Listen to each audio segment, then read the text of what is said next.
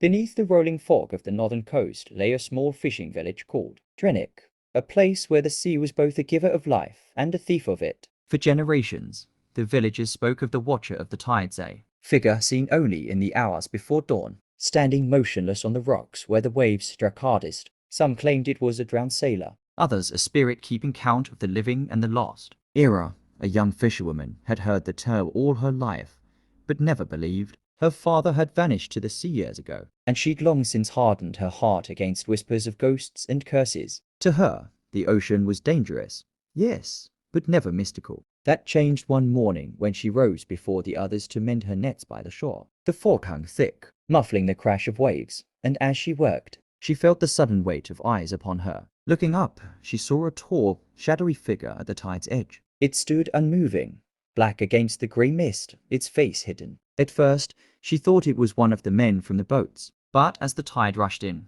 the water rose past the figure's knees, then its waist, without a single flinch. Ira froze, heart hammering, until she heard the faint sound of her father's voice carried on the wind. Not yet. Her hands trembled, the net slipping into the sand. She wanted to run, but her legs rooted to the spot. Then, as the fog thinned, the figure seemed to dissolve into the sea, leaving only the crash of waves. When she finally returned to the village, pale and shaken, the elder nodded knowingly. "You've been marked," he said. "The Watcher shows itself only to those the sea will one day claim. It doesn't come to frighten, it comes to warn." From that morning on, Ira never fished alone again. Yet each dawn, she felt the pull of the tide, as if something waited for her just beyond the horizon, patient and inevitable.